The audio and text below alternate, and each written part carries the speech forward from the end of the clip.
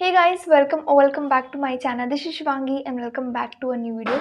So this video is gonna to be especially for all the 10th graders. So recently मैंने community post किया था and I got so many lovely comments and उसमें मतलब काफ़ी ज़्यादा questions थे कि क्लास 10th के लिए strategy बताइए मतलब हर सब्जेक्ट की और भी वो बहुत सारे questions थे तो in this video I'm gonna to answer all the questions. So without any further do's and details, let's get jump into the video. So first of all जो भी न्यू है मेरे चैनल पे let me introduce myself I am Shivangi Verma and currently I am UP board English medium student class and studying in class 11 as a PCM student and I passed my class 10th with 95.33%. So let's get started. So taking about the very first comment तो उन्होंने वो है कि Hindi and strategy पे video लाई है। तो हिंदी की strategy video मैंने ऑलरेडी अपलोड कर दी है चैनल पे। अगर आपने अब तक नहीं देखा तो प्लीज़ वॉच इट एंड काफ़ी मस्त है, मतलब काफ़ी अच्छा उसमें मैंने बताया है। So let's move to SST strategy video. तो SST का एग्ज़ाम मेरा तो काफ़ी अच्छा नहीं गया था, इवन मैंने मिस्टेक्स भी किया था 4 मार्क्स का। तो let me clear you one thing कि मैंने सिलेबस कब तक कंप्लीट कर लिया था एसएसटी का। तो मेरा 30 नवंबर को मेरा होल एसएसटी का सिलेबस कंप्लीट हो गया था विथ नोट्स मेकिंग, राइट। तो मेरा एसएसटी का सिलेबस ही सबसे लेट कंप्लीट हुआ था। इससे पहले सारे सब्जेक्ट्स के सिलेबस कंप्लीट हो गए थे एंड एसएसटी का चैप्टर्स ज़्यादा थे। हम लोग के टाइम तो 22 चैप्टर्स थे एसएसटी में। तो मैंने वन शॉट देख देख के दिगराज सर का सारे लेक्चर्स कंप्लीट किए थे एंड उसके बाद मैंने खुद से एनसीईआरटी से हैंड रिटन नोट्स बनाए थे और उसको जैसे सिलेबस कंप्लीट हुआ मेरा उसका रिवीजन करना मैंने स्टार्ट कर दिया था। एंड यू वोंट बिलीव मैंने इतना मोटा रजिस्टर बनाया था एंड वो पूरी भर गई थी मेरी नोट्स से। इवन मुझे बाहर से एक कॉपी लेके भी अलग से नोट्स बनाना पड़ा एंड उसको बोर्ड एग्ज़ाम से पहले मैंने पूरा ख़त्म कर दिया था। मतलब इतनी बार रिवाइज़ किया था कि उस कॉपी में से कहीं से भी कुछ भी पूछ लो तो मैं बता दूँगी, ऐसा हो गया था। तो बहुत ज़्यादा जैसे सिलेबस कंप्लीट हो बहुत ज़्यादा मैंने रिवीजन किया था। एंड मैथ्स की बात करते हैं एसएसटी में, तो एसएसटी में मैथ्स से बहुत इंपॉर्टेंट होते हैं। आई गेस 10 नंबर के मैथ्स आते हैं।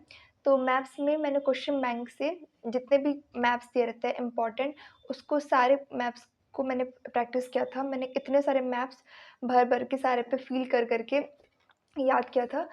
तो एसएसटी का पेपर ऐसा गया था मेरा एंड एसएसटी में आई have scored 94 marks and 4 marks मैंने खुद अपनी गलती की वजह से कटवा लिए थे बिकॉज़ एक क्वेश्चन कुछ पूछा क्वेश्चन में और था और मुझे कुछ और लगा था। So anyway guys this is strategy for my SST. Now talking about maths, तो मैथ्स में मेरा पर्सनली फेवरेट सब्जेक्ट था और मैथ्स का सिलेबस मैंने 31 अगस्त को कंप्लीट कर लिया था।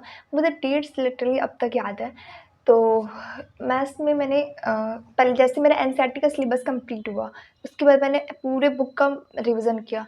आई गेस मैंने पूरा बुक अगर बोर्ड एग्ज़ाम तक देखे तो 6 से 7 पूरे अच्छे तरह से सॉल्व कर लिया था। एंड जैसे ही मेरा सिलेबस फर्स्ट टाइम कंप्लीट हुआ था, तो मैंने क्वेश्चन बैंक उस टाइम अवेलेबल हो गई थी। तो मैंने क्वेश्चन बैंक परचेज़ किया विद्या का एंड उसमें से क्वेश्चंस लगाए एंड या आई डोंट से कि यूपी बोर्ड में क्वेश्चन सारे एनसीईआरटी से ही आते हैं।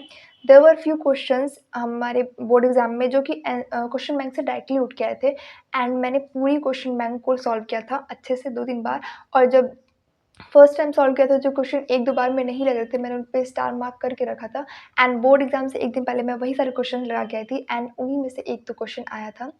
तो जैसे आपका एनसीईआरटी का सिलेबस कंप्लीट हो तुरंत क्वेश्चन बैंक पे स्विच करो क्वेश्चन। और ये भी नहीं कि एनसीईआरटी छोड़ दो, एनसीईआरटी का भी मल्टीपल टाइम्स रिवीजन करते रहो एंड उसके बाद अनसॉल्व्ड लगाइए, पीवाईक्यू सॉल्व करिए एंड दैट्स ऑल। और हाँ, आप लोग मैथ्स में फॉर्मूला शीट बना सकते हो ताकि जितने भी चैप्टर्स हैं उनके फॉर्मूला आपको एक साथ कंबाइंड फॉर्म में मिल जाए एंड खुद से बनाओ, वो ज़्यादा अच्छा बेटर रहेगा, समझने में आसानी होती है। एंड या I have scored 99 marks in maths, so yes. Now moving to the next question, English की स्ट्रैटेजी वीडियो पे। तो इंग्लिश मतलब मुझे कमेंट आया लोपो तिवारी का, तो उनका जो इंग्लिश का सिलेबस कंप्लीट हो गया, समरी कंप्लीट हो गया, बट स्टिल आंसर फ्रेम करने में दिक्कत हो रहा। तो ये ऐसा देखो, पहले तो इंग्लिश का स्ट्रैटेजी अगर मैं बताऊँ तो सिलेबस कंप्लीट कर लो, एक एक चैप्टर को 2 से 3 बार पढ़ो।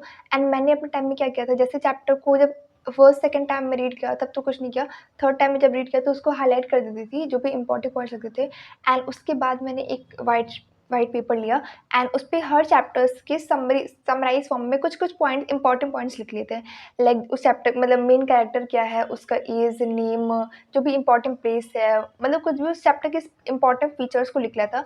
एंड जब भी रिवीजन करने की बात आती थी एग्ज़ाम से पहले, तो उस पूरे समरी को एक बार गो थ्रू कर लेती थी। तो मुझे पूरे चैप्टर रिवाइज़ करने की ज़रूरत भी नहीं पड़ी एंड जितनी भी माइन्यूट इन्फॉर्मेशंस रहती थी, तो मुझे पता चल जाती थी। एंड जब मैं आंसर फ्रेम करती थी, तो मैं उन इन्फॉर्मेशंस को यूज़ करती थी अपने आंसर में एज़ अ कीवर्ड, जिससे कि बहुत अच्छा इम्पैक्ट क्रिएट होता है।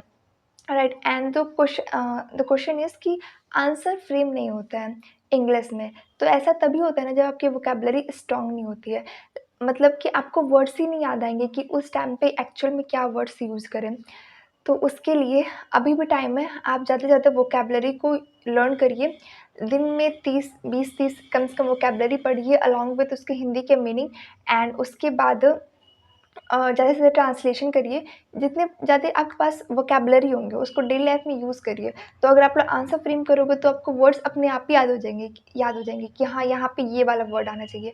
इसलिए वोकैब्युलरी स्ट्रॉन्ग होनी बहुत ज़्यादा ज़रूरी है एंड अभी भी टाइम है, कोई लेट नहीं हुआ, आप लोग अपना वोकैब्युलरी स्ट्रॉन्ग कर सकते हो।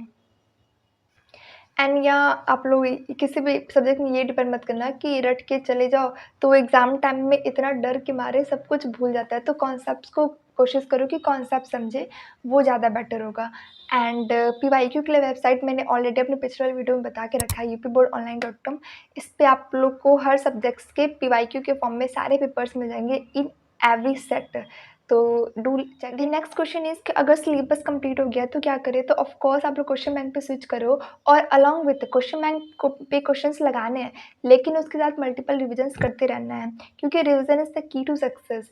तो क्वेश्चन बैंक लगाइए, पीवाईक्यू सॉल्व करिए, अनसॉल्व सॉल्व करिए एंड रिविजन तो करते रहिए, ठीक है? Also the most asked question is कि सिलेबस कैसे कंप्लीट करें? तो सिलेबस अगर अब तक नहीं कंप्लीट हुआ है तो वन शॉट निकालो एंड उसको देख के सारा सिलेबस कंप्लीट करो अलॉन्ग विथ नोट्स। नोट्स खुद के बनाओ, ज़्यादा बेटर रहता है। एंड वन शॉट ऐसा भी नहीं कि 1 घंटे का या आधे घंटे का वन शॉट देख रहे हो तो फिर क्या ही समझ में आएगा। कम से कम 2-3 घंटे का वन शॉट देखो, आराम से समझो, अभी टाइम है, हो जाएगा। इतना भी ज़्यादा बर्डन लेने की ज़रूरत नहीं है। कॉन्सेप्ट्स को अच्छे समझो क्योंकि ये सब सारे कॉन्सेप्ट्स आगे की क्लास में यूज़ आते हैं। नाउ कौन सा क्वेश्चन बैंक प्रेफर करना चाहिए? तो मैंने सारे सब्जेक्ट्स के लिए विदा का क्वेश्चन बैंक प्रेफर किया था एंड इंग्लिश के लिए पर्सनली मैंने मास्टरमाइंड का क्वेश्चन बैंक यूज़ किया था। बिकॉज अगर आपको पीवाईक्यू के फॉर्म में चाहिए कोई क्वेश्चन बैंक तो वो आपको मिल जाएगा। लाइक मान लेते हैं ये कोई पार्टिकुलर टॉपिक है नरेशन, तो नरेशन का उसमें 2022 में जितने भी क्वेश्चन आए हैं वो दिया है, 2023, 24 ऐसे करके उसमें सारे पीवाईक्यू के फॉर्म में दिया है और ऑल्सो आपको सैम्पल पेपर के फॉर्म में मतलब कुछ एक्स्ट्रा क्वेश्चन दिए जो कि नेक्स्ट एग्जाम में मोस्ट प्रोबेबली आ सकते हैं। तो इसलिए मैंने मास्टरमाइंड का क्वेश्चन बैंक यूज़ किया था और यस, मेरा सिलेबस नवंबर के एंड तक कंप्लीट हो गया था। उसके बाद मैंने मल्टीपल रिविजन्स करे, क्वेश्चन बैंक प्रैक्टिस किया, अनसॉल्व्ड लगाया and that's and I think I'm just ending this video right now and that's all for today's video। and yes, जितने भी स्ट्रेटजी वीडियो के हर पार्टिकुलर सब्जेक्ट पे वो 28 अक्टूबर के बाद आएगी बिकॉज उसके पहले मेरे हाफ ईयरलीज है, तो मुझे उसके लिए भी प्रिपेयर करना है एंड तब तक आप लोग वेट कर लो। उसके बाद से मैं 10th के लिए बहुत सारी वीडियो लाऊंगी। So thank you all for watching. Bye bye.